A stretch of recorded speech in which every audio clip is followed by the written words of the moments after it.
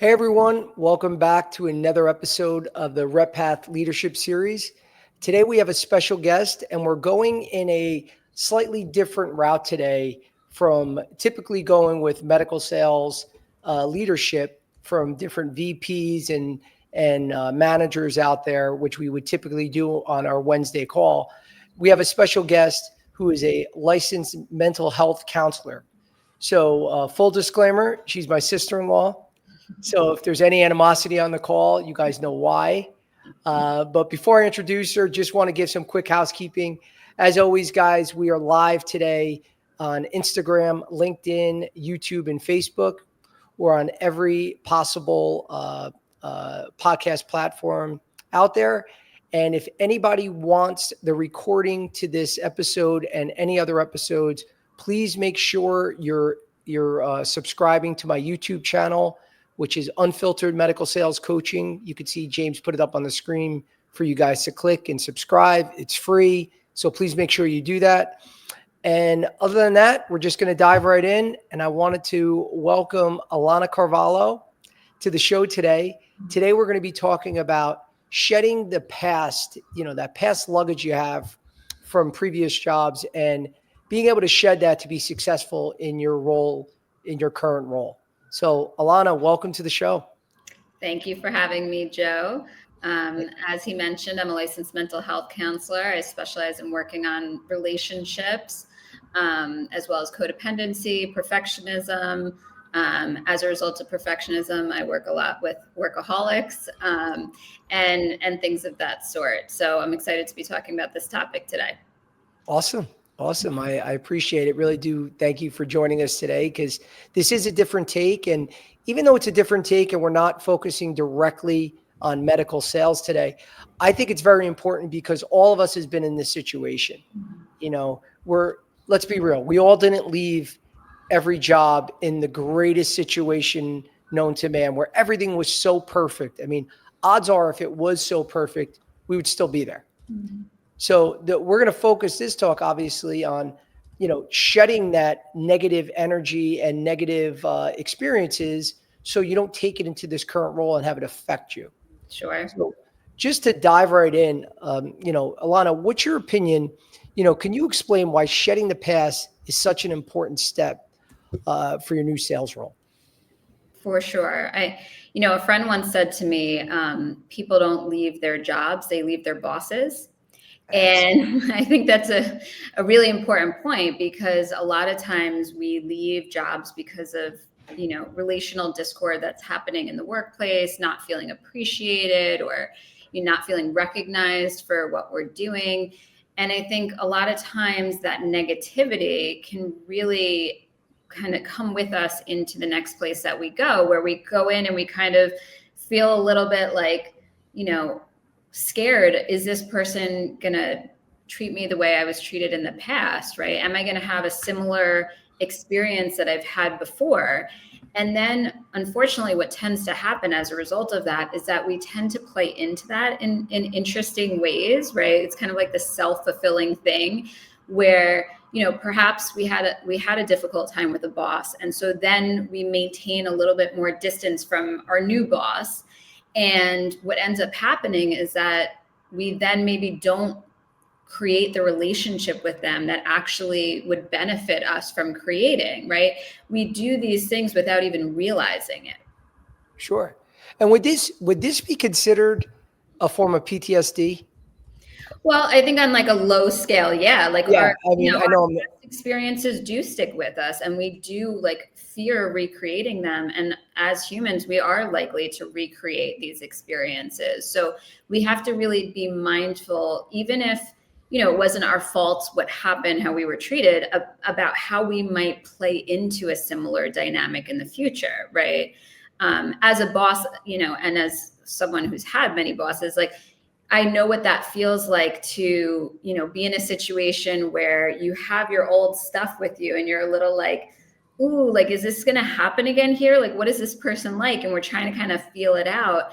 And I know on the boss end of it, I can feel often from my employees when somebody is like really hesitant to like start a relationship. Like I can feel that, something is coming up there. that most often is from like a past negative experience that they don't want to happen again.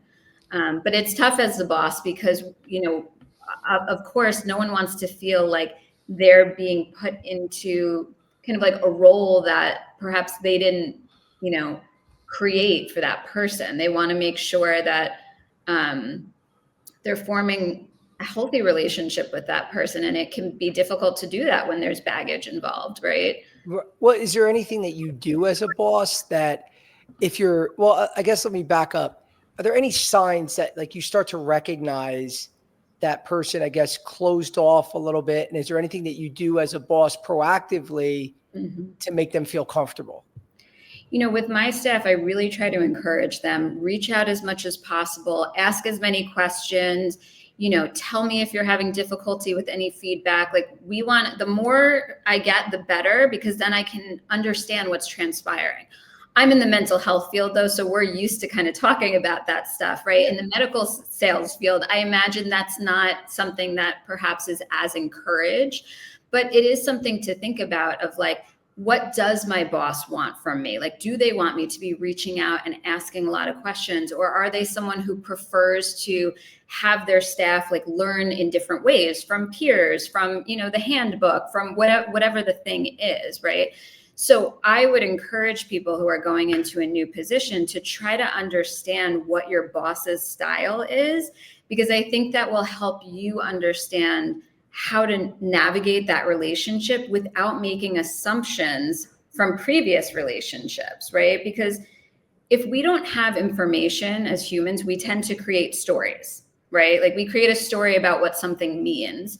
So we're likely to assume that one behavior means a certain thing, and we're more likely to do that based on our past experiences, right? So instead of just doing that all in our head, it's very important to get into the habit of having more communication with people so that we can understand what it is that they're looking for, and also sharing with them perhaps what we're looking for. Sure. And what would be some of those common roadblocks that that employees carry from one job to the next? Well, I've had people say things like, if I reach out to them and I say, hey, I haven't heard from you, like, what's going on? They'll say something like, oh, I didn't even know you wanted to hear from me. Like I think when they've had an experience with, an employer where they feel like they shouldn't speak up, or their employer isn't encouraging feedback or, questioning or all of that stuff, they just tend to assume that that's what they need to do. They kind of like need to do it all themselves, right? And I don't think that that's a great way to go about it, because we don't tend to end up doing the job properly that way, So What I find is that people then start to make mistakes, right? And so then I'm kind of like, whoa, why is so-and-so making mistakes? And often I find out it's because they're too scared to ask a question. They're too like concerned about like looking stupid, or, not feeling confident enough, or whatever the issue might be. And I always encourage people to try to push past that, to figure out what are the norms within that particular company. Of course, there are companies that they don't want you asking the questions, but then you got to figure out, maybe there's a peer that you connect with, or there has to be some way that you can find the information that you need and a way to acclimate properly to the company. And would you think would you appreciate it? And I know you can't speak for every manager out there, but if an employee came up to you right when they're hired, and it's part of their onboarding or whatever the initial stage, to sit down and have that conversation and say, I'm the employee, and saying, hey, Alana, in my previous role, I had some challenges with management, like I want to lay out some of the expectations, or be more open at the beginning, and be open about some of those previous, you got the job now. Right. So it's not like you have to pretend you're this perfect person in the interview process. Right. They obviously like you enough to give you the job. Right. Like to be more upfront at the beginning, so that you can make the manager aware of some of the things that honestly he or she might not know about, that they might do some of those things that it didn't work well in the past for you. Or is it kind of let's see what happens first, kind of sit back and see if there's challenges as opposed to addressing it at the beginning? I think that it's always best to have more communication. I agree with you that once you have the job, like you're in, right? So like, let's try to make this the best relationship possible. And then you see how the person reacts. Like I wouldn't necessarily go in and throw out all the dirty laundry, but I think I would test the waters, right? And say, I'm wondering, what your style is with this, or how you prefer this to look. Like if I have a question, do you want me to ask you first, or would you prefer that I came up with some solution and then came to you with that, right?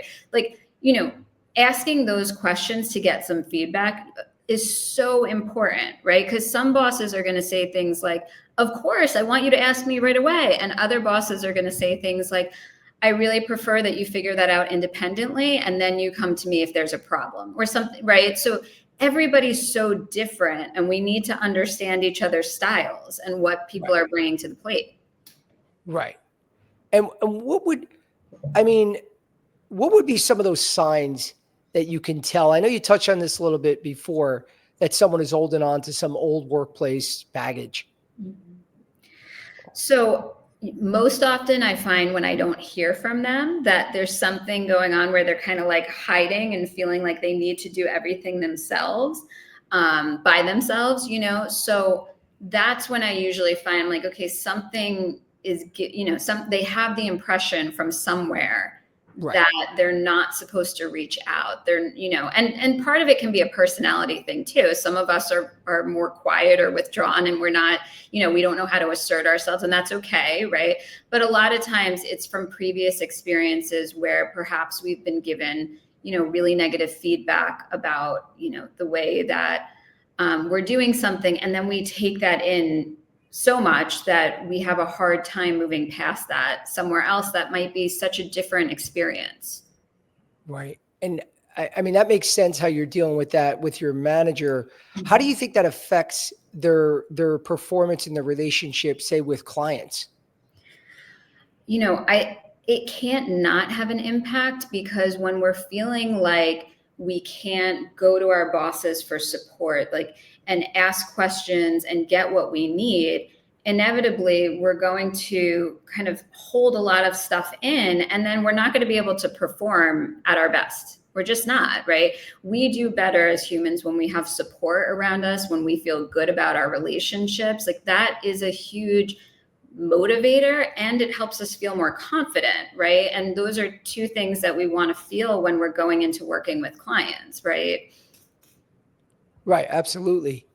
Absolutely. I mean, it's, I think that, I'm trying to think, because I'm trying to relate this, even though it's not a medical sales talk, because the only reason that is a little unique in this space is that reps are alone in the car a lot. Sure. Right. So it's not like, when you're in the office space, you're walking by people. I mean, if something is wrong with me and you're working with me side by side for 8, 10 hours a day, you're going to be like, Joe, what's up? Right. Something's up with you. Mm-hmm. I mean, I guess, one of the things you noticed, because I'm thinking of for myself as a sales leader, how would I notice this if someone's in the car all day long and I'm not with them? Mm-hmm. So is there anything, I know it's, you mentioned them not being, they're, being quiet or not being in touch with you. How would I navigate that? Because I know it's a little bit more challenging if they're in the car all day long and I'm not with them and not in front of them. Well, I'm sorry. So you know a little bit about my brief stint with marketing in the medical sales world. Yeah. So I have some experience around this. I know what it's like. I would say that, as a rep, and being alone all day, people don't know what you're doing, right? So like, you want to like really show in some capacity like what your value is to this company by showing like the amount of work you're doing in some capacity, right? So I know when I had my stint in medical marketing, I used to keep really detailed notes for my employer, so they knew what was happening. It's very similar in my field as well, in the mental health field, where it's like we can see based on what's kind of transpiring in sessions and things like that, like what's going on in the work, right? And you want to, I believe that you want to be showing people like you're doing the work, right? So however that looks, whether there's some way of like, giving updates or checking in or whatever is the system of that place, I would use that to show that you're putting a lot of effort into what you're doing. Because if not, remember, people make assumptions when they don't know. Right. So if you're by 100%. yourself all day and they don't know what you're doing, and, there's only a few ways to figure that out. One, of course, is like the results of what you're bringing to the table. But there's other ways to do that as well. Right. Yeah. Well, that really hit close to home because a lot of sales reps, they're terrible at keeping call notes. They're terrible. I mean, to be fair, I was terrible at it too. I would be in my car, you're pulling out your laptop, you got to go to 12, 15 more offices. It's raining out, there's traffic. Right. I'm going to enter this in real quick because I got so much shit to do. I want to move on. But at the end of the day, when they're, like you said, they're going to assume the worst if they don't hear from you, if they don't see the call notes. They don't know, I just had an amazing call with Dr. Jones. You didn't put that in there. They think you just popped in, dropped off some promotional material and left. Right. So that's something that definitely hits close to home for a lot of sales reps out there that are listening. But I guess if you've been in this experience, if you've had these negative experiences, how can you reframe that to turn these into growth opportunities? Yeah, I think you have to remember that not all managers are negative, are out to get you. Like there are actually people that want to see you grow and thrive and are there to help you with that process. So I would just be mindful of making assumptions that, all bosses are terrible or all bosses, just want to, get to the bottom line. Yeah, there's truth to that, but at the same time, some of our experiences can be so like helpful in terms of our growth, Right. And we all need that, right? Like some of my difficult work experiences were the best experiences for me growth wise. I learned so much about how certain systems worked and how to navigate difficult relationships and all of these things that you don't get that opportunity if everything's just like, rosy and what's going on.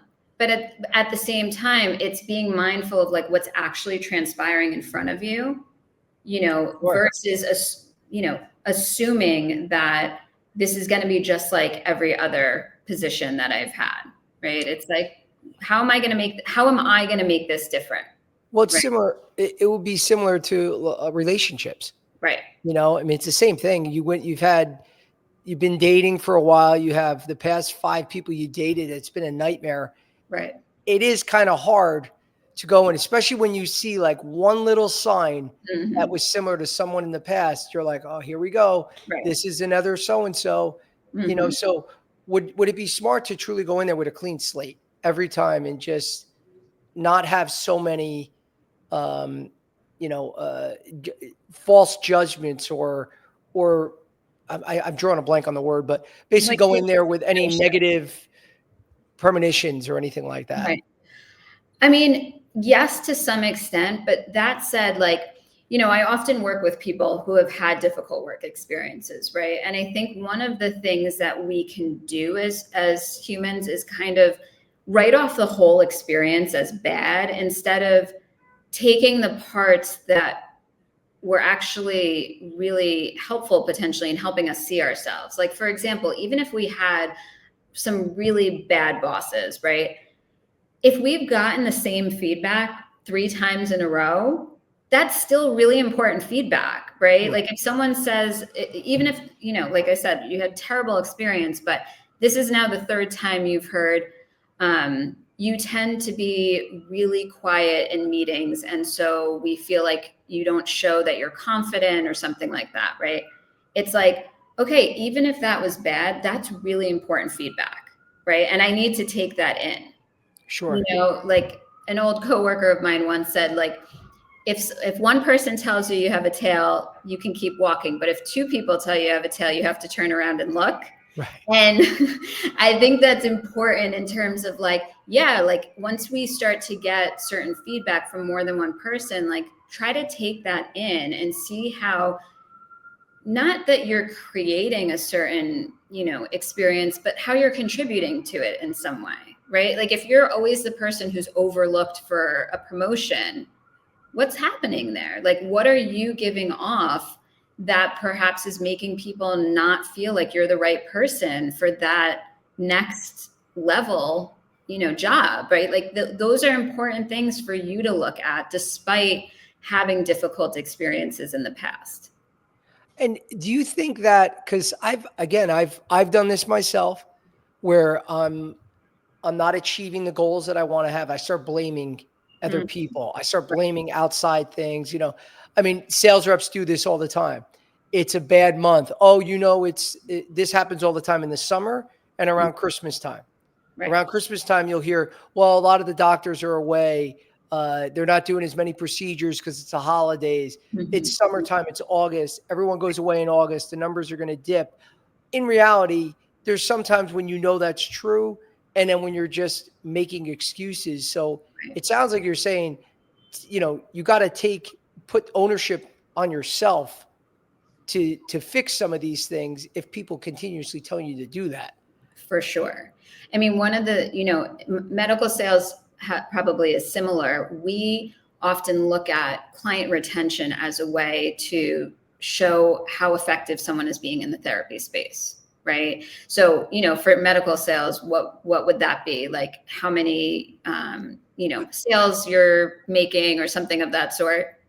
Yeah, I mean, the number one thing, they're going to look at your numbers. Right, Your exactly. numbers are everything, but say in a realistic situation where you're launching a product, Right. it's going to take time to Sure. grow that. So if Right. it takes sometimes 6, 9 months, a year, so you don't have the numbers, they're going to go back to, like we were talking about before, looking at your call frequency, Right. checking your call notes, like all these things you're in control of. So Mm-hmm. they can easily Absolutely. do that. But Gad, I'm sorry. Right. No, and I'm just saying, like, because similar to like, your boss isn't necessarily going to be in all your meetings with your doctors and whoever. I can't be in the sessions with my therapist that I hire, right? Right. And so we have to go by things like, numbers and retention and all of that kind of stuff. It helps us understand what's happening, where the disconnect is, right? Um, and if in these types of positions, there's always going to be a natural ebb and flow, right? Like you're not always going to be on this sort of trajectory where things are always going up, right? Like things usually, it's like you get some clients, you lose some clients, like that happens, right? But at some point, it should be steadily increasing, even though there will be dips in it, right? Like Sure. somebody who's building a practice shouldn't suddenly have 0 clients like 2 years into it, right? They might lose like 2 clients or a few, but Yeah. they're generally going to be okay, right? So Right. you guys probably have like a similar thing in whatever the format is, right? Oftentimes therapists will say things like, oh, well, like just like you said, oh, it's summer, oh, it's the holidays, there's always, oh, that's why I lost like this group of people. And I always say to them, what was the feedback? What did they tell you is the reason they're leaving, right? And if the therapist isn't asking that question, that to me off the bat feels problematic, right? But oftentimes we get some generic answer like too expensive, like I my finances change. Like that's the most common generic answer when someone doesn't want to tell us what's like really happening. Not that that's not true, but there's other reasons It's too. usually an objection or just a Right, smoke screen. Yeah. right, exactly.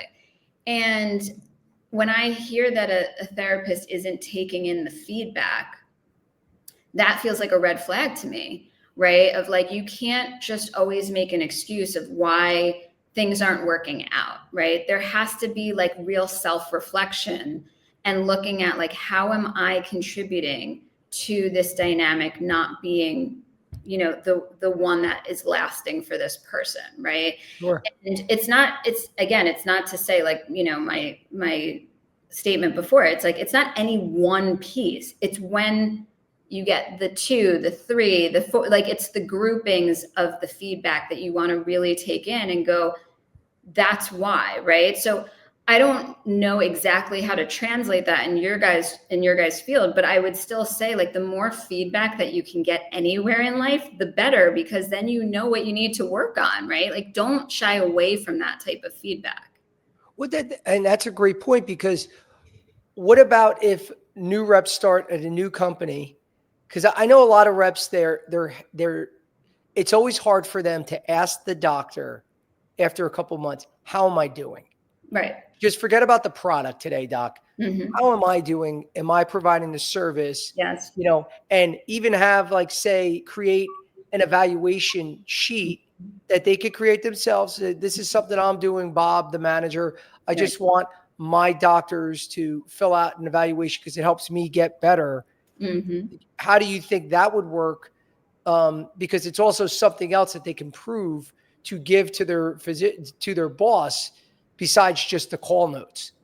I absolutely love that. I love getting feedback in that way, because, again, like, most often someone is going to say something that surprises you that you didn't realize. Okay. Right. Because we have a hard time seeing ourselves, right? So someone's going to say something and you're going to go, really? Like, that's what I do. And that tells you, like, you're on the right track, because you just found out something about yourself that you didn't know that's impacting your relationships, right? Sure. So if you get feedback from a doctor and they say, I really don't like how John doesn't pay attention to, like, my schedule or something, and you thought you were being so thoughtful to the schedule, right? So you're like, oh my God, there's some disconnect that's happening here, where he's feeling this way and I'm feeling this way about it.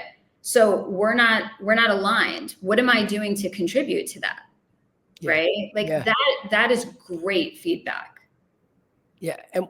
And what is, so what would be some tools or strategies or techniques, like, or other things that they can do, again, when they're coming in with that baggage, to make sure it doesn't happen again, or to work on that so they don't just let it build up again?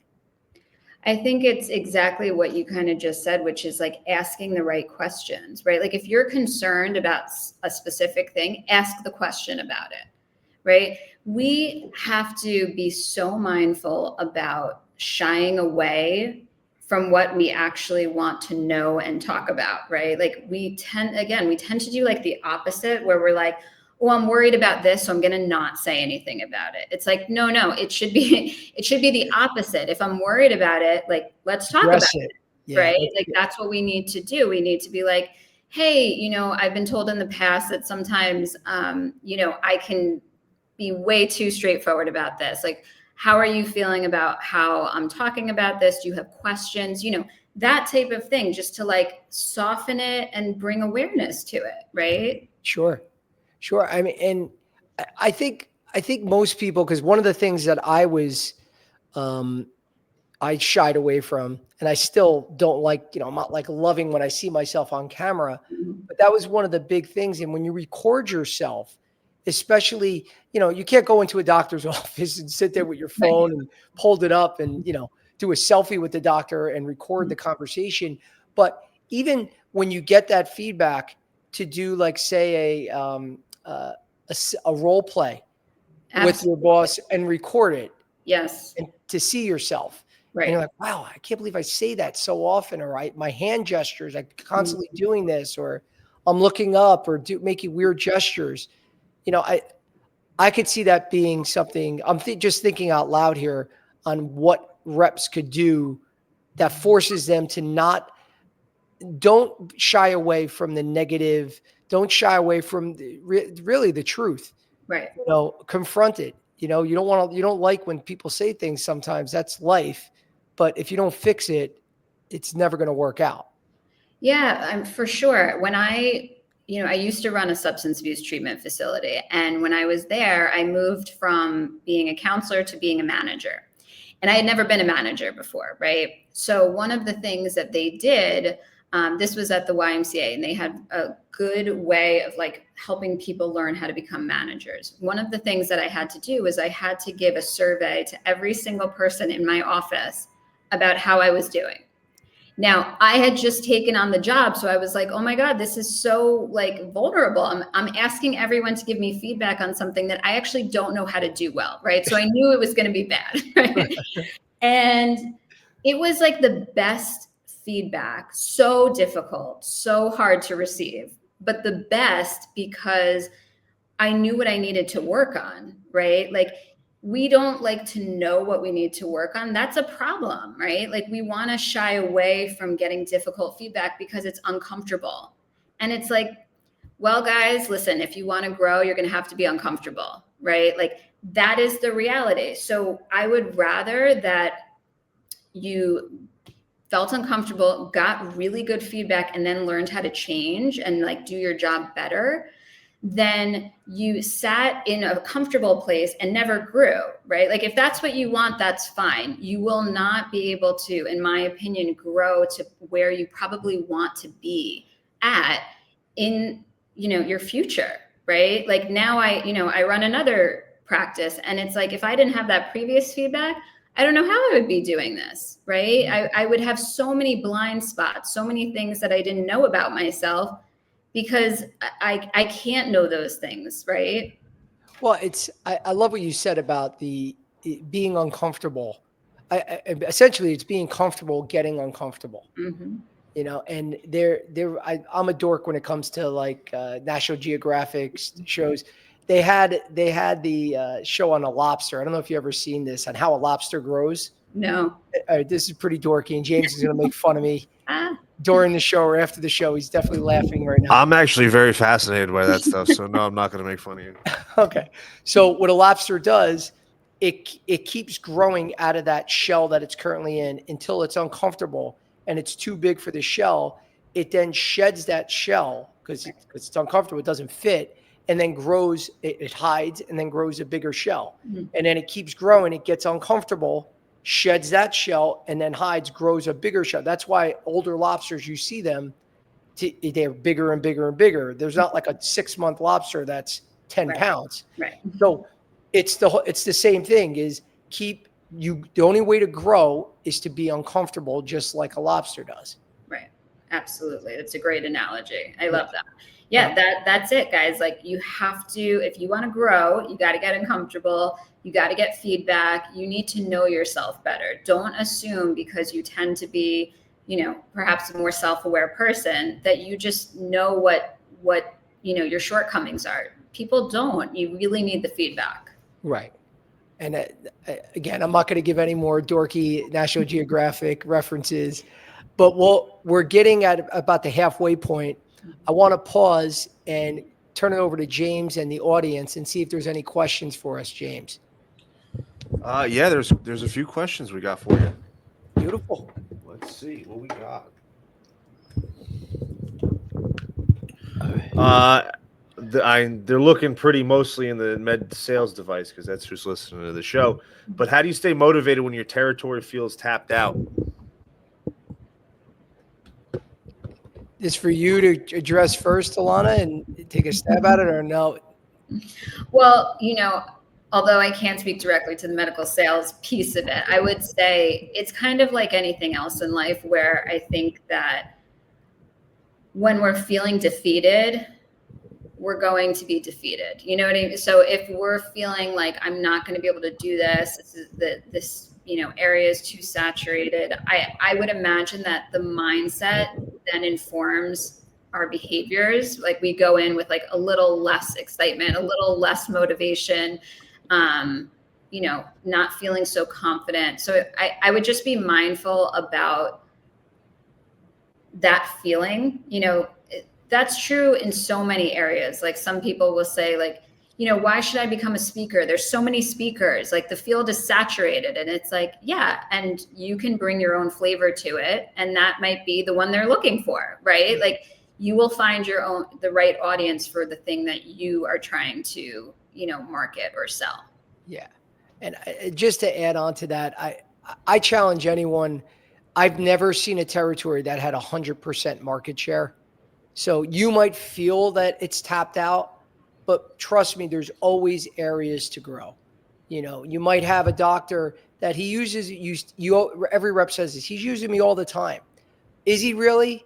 You know, you might use you 80% of the time, and it feels like he's using you all the time, but you still have that extra 20% where you can grow. So you shouldn't, no one should feel that they have a territory that's tapped out, because I've never met a rep that has 100% market share. It's impossible.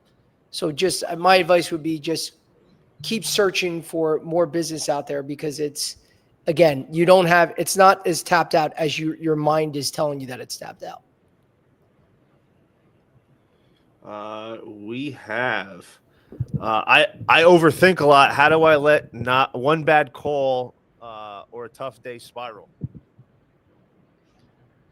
Well, the reality is we're all going to have tough calls, bad calls all the time. Like that is the reality to all of the work that we do. There's times I'm with a client, I'm like, that wasn't the thing I wanted to say, like it happens. We have to be mindful about that perfectionistic thinking of like, it needs to be right 100% of the time. It's like, no, we're going to have bad days. We're going to have bad times with clients. All of that stuff is going to happen. And our job is to learn from it and figure out how we can improve the next time, right? That doesn't mean, again, that we're going to do it 100% the next time. It means that we're going to keep growing and learning, right? And that's what working on perfectionism is about, is that we don't hold ourselves to these standards that one bad call means, I suck at what I'm doing and I should get out of the field. It's like one bad call is just that. It's one bad call. And then we have to keep it moving. Well, because you're bringing up perfectionism, and not to dive in here, but should we strive for perfectionism? No. Don't strive. It's like it actually. My mentality. I'm sorry. Yeah. I'm thinking like strive for the 100. Strive Mm-hmm. for a perfect score, and if you fall short, then that's okay, because it's still a win. Or you're saying no, don't even get perfectionism out of your head, because I don't want to steal your answer, but please tell me what you were going to say. Yeah, I think that perfectionism is like it's the killer of like our motivation, our confidence. Like people think that you need to have your, expectations, desires up at like 100 to be good at what you're doing or to like get a lot done. But that's actually not the case. Like when we tend to lower the bar for ourselves, we actually tend to do better because we don't feel so much pressure. Right? It's like we put too much pressure on ourselves. Like, I always tell the story about how, because I was very focused in school on like getting straight A's. That was like very important to me, right? And one day I was sitting in graduate school, and I tell this story because it occurred to me that I was there to learn and not just get A's. And that was like a novel learning experience, because I was like, oh, school is about learning. Oh my God, right? Like I thought it was just about achieving and getting the A and moving on. And that changed like my whole relationship to it at that point, right? And I think it can be similar even when there are things that we're striving for. Like just because you take down the perfectionism doesn't mean you stop striving, right? Like I'm just as motivated as I was before, but I'm just enjoying what I do more. Right? Because it's not so heavy. It's lighter. It's more enjoyable. Right?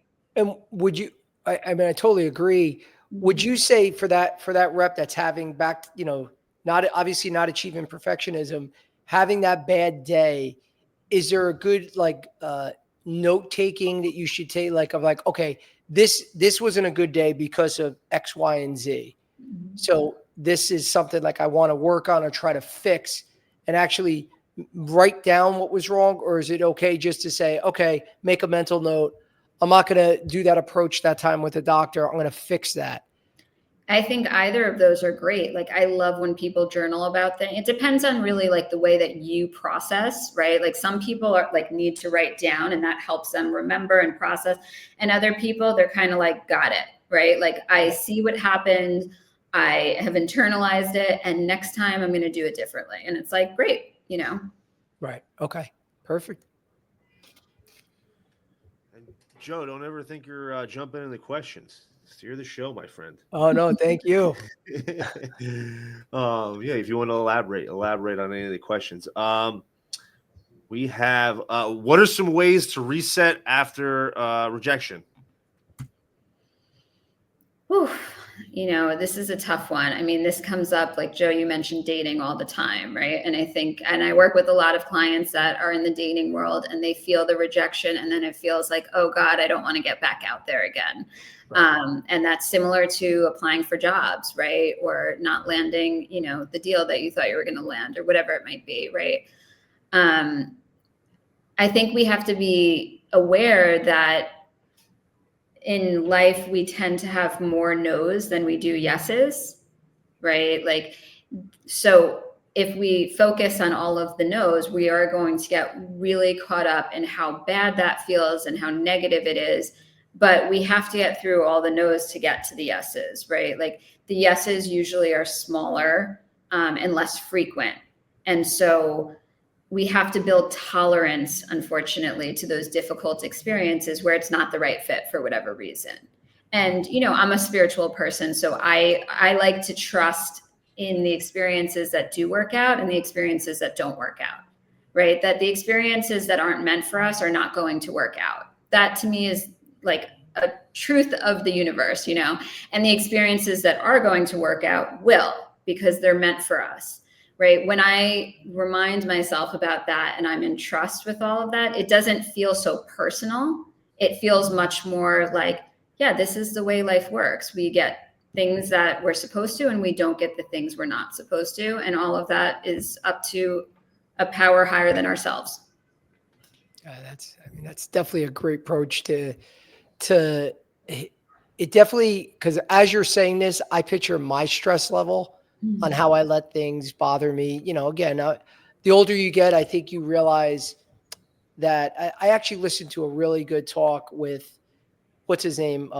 Mr. Wonderful from Kevin O'Leary. Yeah. Kevin O'Leary, yeah, from Shark Tank. And he's in his 60s now. And I listened to, he was on a podcast or during an interview, and he said it really was impactful for me because it really hit home. He has about 60, 70 companies that he's an owner, part owner of. Mm-hmm. He goes, when I was younger, I didn't realize how important it was just to wait, right? He goes, you start out with something bad that happens in your day and you let it just consume you and you ruin your day. He goes, now the older I've gotten, he goes, I'll get a call from one of my companies early in the morning that it's a complete shit show. That something catastrophically happened.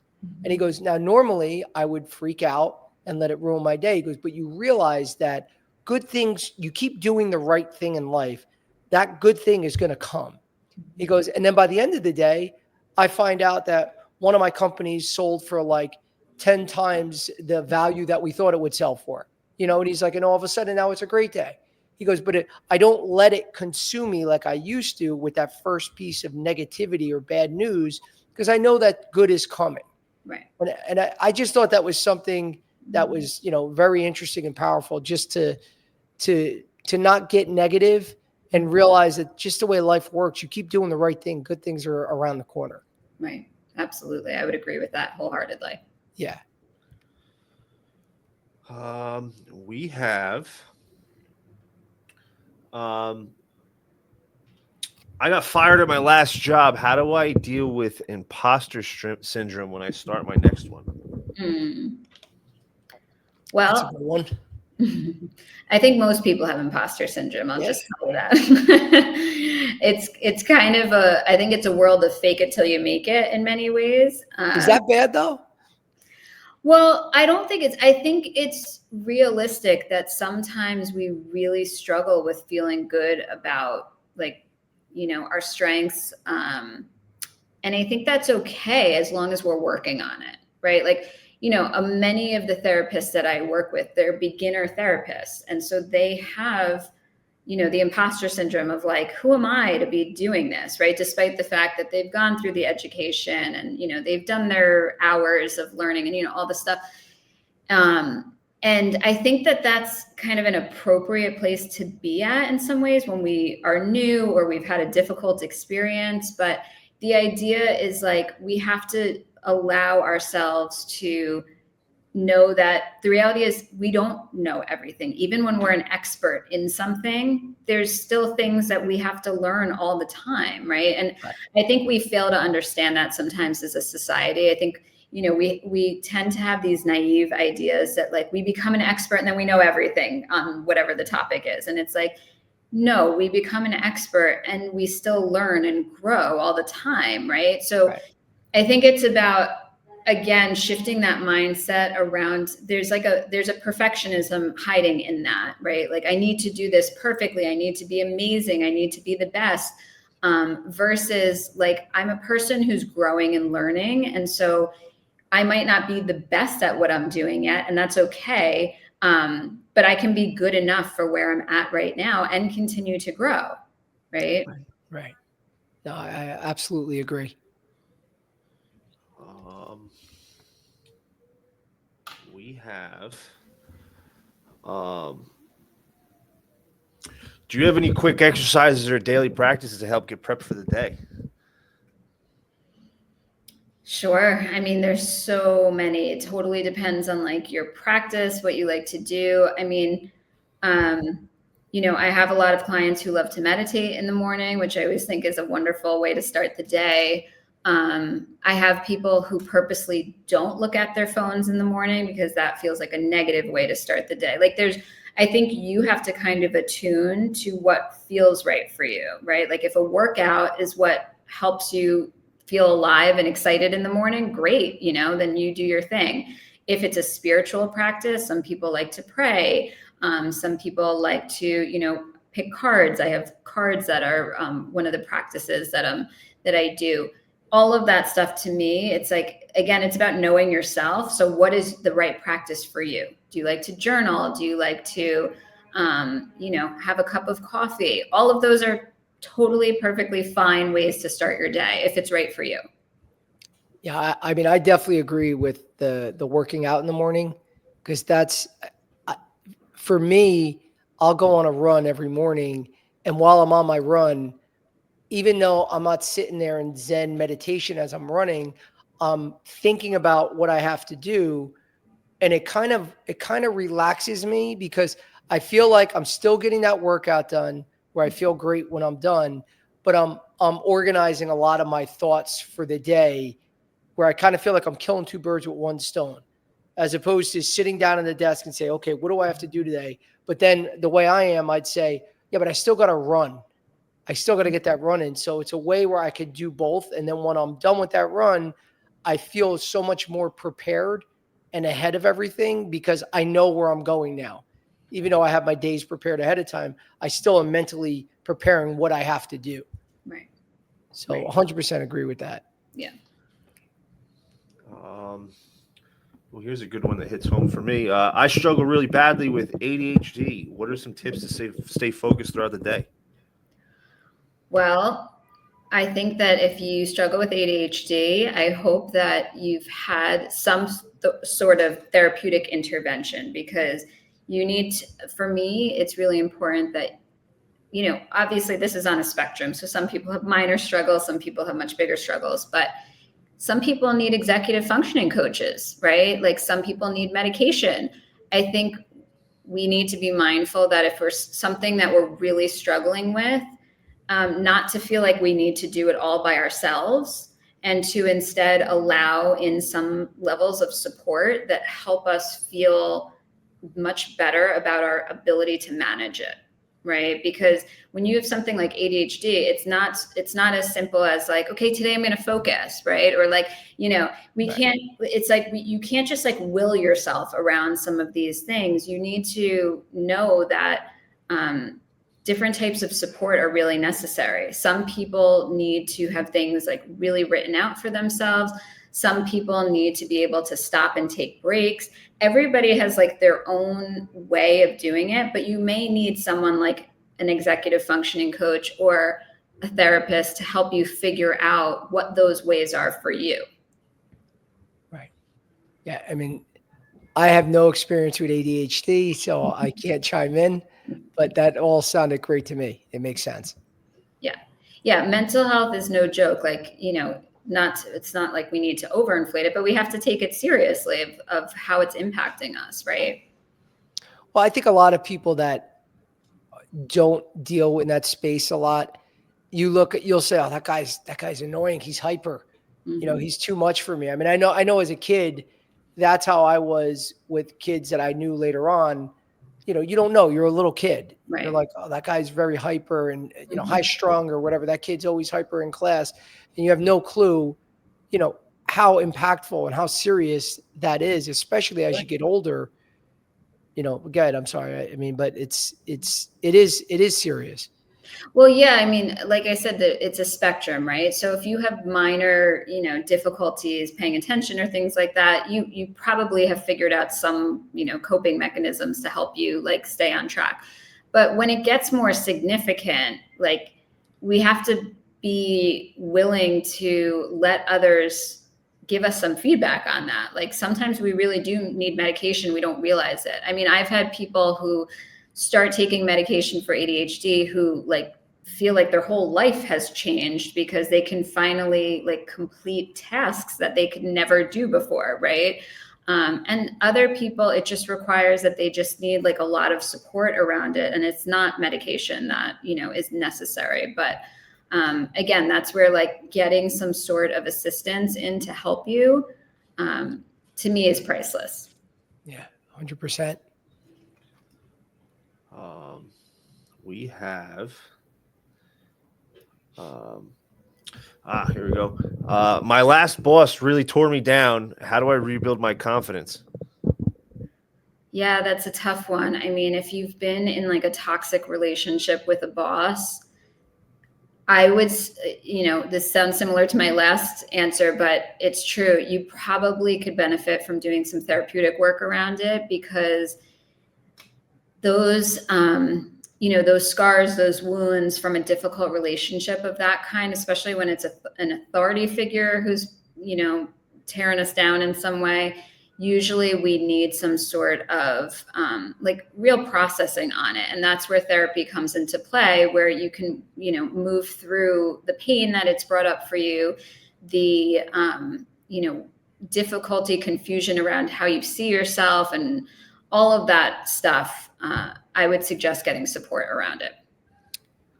Yeah. I mean, for me, only because there was one boss that to this day, I still remember a lot of the mental torture this individual put me through. And I never had a point where I wanted to quit because of a boss. Like there's times you disagree. I can't stand what he's doing, or he's being, this or that. And you get pissed for a week or two. But most of them I've always respected. This one was true, like gaslighting. Mm-hmm. And it messed me up, because you start saying, well, my numbers are showing something very positive, but I'm getting negative feedback every time I'm with this person.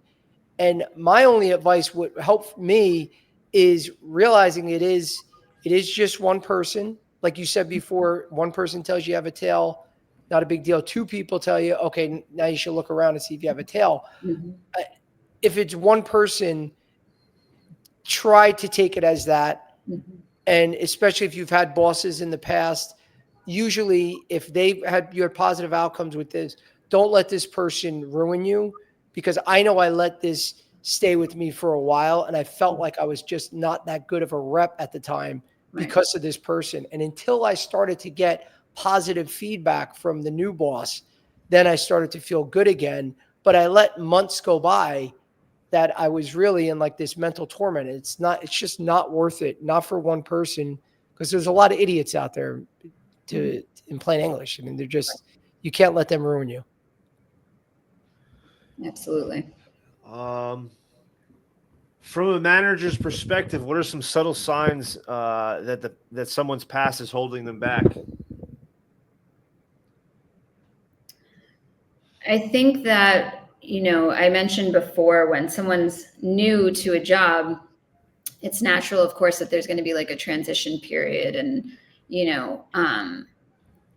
I often say when therapists are coming on that are interviewing, they'll ask me like, what makes a successful therapist, And there's a couple of things to that, but one of which is relatable, I think, to the medical sales field is having like just enough confidence. Like if you don't have enough confidence, it's going to be seen and it's going to impact the way that people trust you in what you're sharing, you know, what you're trying to sell to them, what in the therapy space, it would be like your relationship with them, right? There's this happy medium where you're open to growing, right? You're not like overconfident, but you're not so lacking confidence that people don't feel good about what, you know, you're sharing with them, right? And so back to the kind of like, you know, fake it till you make it, like you have to bring in some of that, whether it's just confidence about like who you are as a person, or perhaps like the way that you can connect with people, or what you have to find something that you feel good about yourself with. Because if not, it's really telling. And then I think that holds you back so much when you're not feeling good enough about yourself, right? And these are things that can be worked on, but you got to bring something to the table in that way. Yeah. I think for me, all my moments of feeling were more feeling, not feeling confident was because of not being prepared in a lot of the situations. I know it's a little different from, being torn down by a previous boss, but what helped me overcome those moments was whenever I felt like that during a presentation and I'm like, damn, after I know I didn't feel sharp. I wasn't ready for all these questions. And when I really prepared and went in there, I had that confidence that I know I felt like it exuded from my body, that people knew that it was just because I put the time in and I prepared as much as possible. You're never going to be perfect, but that always helped me get over that insecurity. Whatever would happen, I would make sure address all the things that went wrong, but really prepare the next time so you're ready for anything. Absolutely. That's so important. Yeah. I know I should let go of the past, but how do I stop replaying old mistakes in my head? I really struggle with it. Well, if you're constantly beating yourself up about old mistakes, you probably have some perfectionism issues, right? Because everybody makes mistakes. We all make mistakes in life. Like that is the way that we grow and learn. If you're not making mistakes, you're not human, So that to me is there's some underlying belief that person probably is carrying that is connected with unrealistic expectations about themselves, right? Rather than saying like, yeah, of course I made mistakes. Like, I'm like a growing person. Like I was young, or, I'm still learning about this, or whatever it may be. And that goes on forever. That's not just when you're in your 20s. That's like, this is lifelong stuff that we're talking about, right? So if you're not making mistakes, I think something is wrong. I think the only problem is if you're not learning from the mistakes. That's the only time I would be concerned, not if you're actually just making the mistakes. Hopefully, like you get something from them and then you're able to do it differently. Maybe not the next time, but maybe a couple times after that. But I would just tell that person to be really mindful about their expectations of themselves. It sounds like there's a lack of compassion and understanding of their own humanity, which is really, is a really tough place for us to put ourselves in. Yeah, absolutely. I got one more for you. I had a potential client ghost me in really late in the sales process, and it was really frustrating. Do you have any suggestions on how to deal with something like that? Well, I think similar to what Joe said before, it's about not personalizing things. Like we don't know why someone ghosts us. That happens all the time. I mean, it happens in therapy too. Someone just stops showing up, stops responding to emails. It's like, be mindful about assuming that everything is about us rather than that it's some reflection of them. And again, like if it's happening repeatedly, yeah, we want to look at that. Like, why might that be happening? But I would be mindful about taking any one experience too seriously. And instead knowing that like things happen all the time. Maybe the person, got scared or, whatever. And maybe they're a poor communicator. So instead of addressing the issue, they decided to just try to avoid it. Right. That happens all the time. Yeah. And for any sales reps out there, I mean, that's the name of the game in medical sales. I mean, if we had got a response from every doctor we ever called on, I mean, it would be an easy job. You're going to get ghosted all the time. It's not letting it affect you. You move on and keep contacting the people that want to work with you, the people that want to give you the business and give you the time, because there's plenty of them out there. Just don't keep chasing after someone to say, my goal is that I want to get them to respond. At the end of the day, you could be passing up so much other business out there with people that are not going to ghost you and want to work with you. So, but there was no other questions, right, James? Nope, we got nothing else. Awesome, man. Awesome. Well, Alana, I want to thank you again. This was an absolute pleasure. If, feel free to please let anyone know, because a lot of times what happens is people will contact me after the show and say, I wanted to ask this question, or how do I reach out to your guest? So if you can please share some of the information about your practice, your background, whatever you'd like to share, just so if anyone wants to contact you, they can. Sure. You can find me on Instagram at The Codependent Perfectionist. That's also my website, which is thecodependentperfectionist.com. And I co-own a group therapy practice in Manhattan called Intuitive Healing Psychotherapy Practice, where we work on everything that we talked about today and so much more. So happy to have you guys reach out for any support that you're looking for. Awesome. And guys, again, if any of you want to get a copy of this, want to see the recording, Unfiltered Medical Sales Coaching on Facebook, on YouTube, and also please, if you're looking to break into the medical sales industry, join the RepPath Academy. You can click on the link below and set up a call with me to learn more about that. We're very excited about that. And it's an outstanding resource for anyone looking to break in. For all of you lobby members, please enter the promo code LICATA, LICATA, when you reach out to me so you can get additional discounts. And again, Alana, thank you so much. This is a pleasure. And next week, guys, again, we're going to have a show every Monday and Wednesday at 3 p.m. So be sure to join us then. Thank you all and have a great week.